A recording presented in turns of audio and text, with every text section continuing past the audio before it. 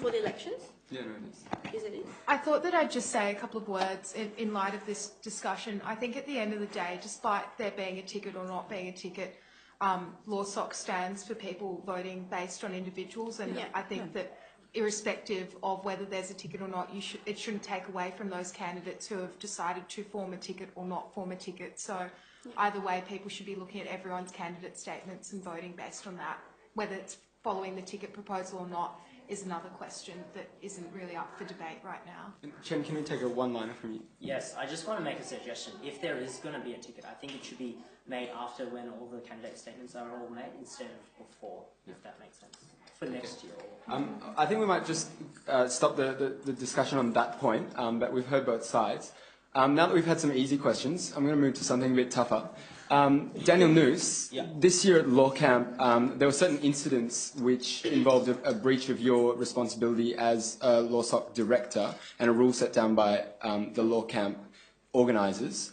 How can you justify what happened there, and how will you act in future to avoid something like that?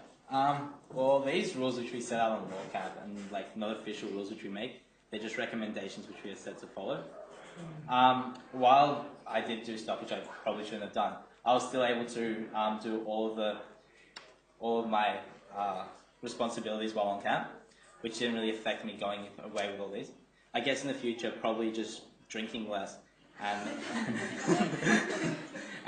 during the evening events would probably allow me to take better care of people around me at camp. Although I don't think if any scenario did come up, as did have occurred later in life, I was able to deal with it and was able to put whatever I was doing behind me. And do you think you'll be leading by example and taking sort of a more teetotaler approach? I think I would if I was in charge, yeah. Thanks. Do we have any other questions from the floor? So I have one more. Yishi, why don't you go first? Okay.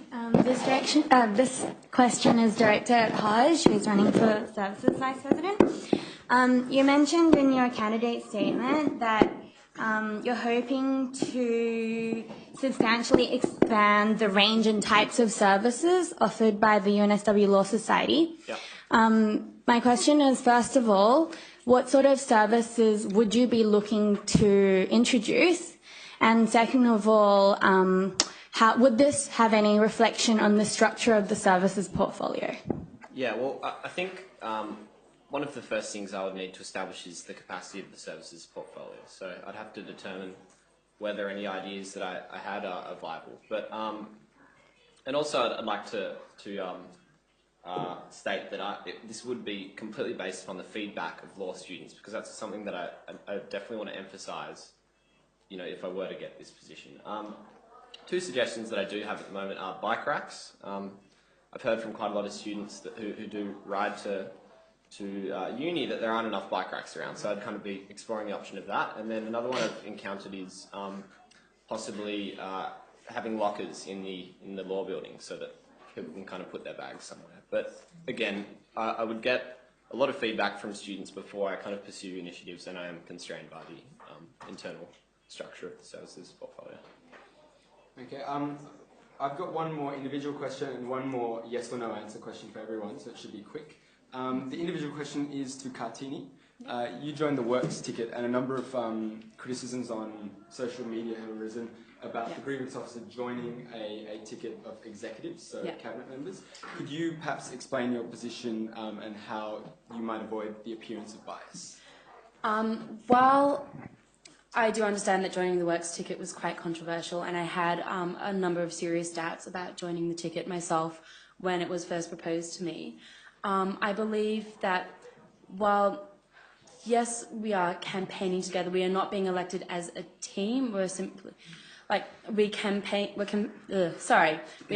together, but it doesn't necessarily mean that we are all going to be elected. And I think I'm very capable of separating my personal feelings with my ability to resolve disputes and dilemmas, as I've shown through my work as a law review producer this year. All of the people in cast were very close friends of mine, and yet when issues arose, I separated myself from my personal feelings and tried to resolve them in a professional and personal manner. While, yes, being on the ticket shows support to the people who are running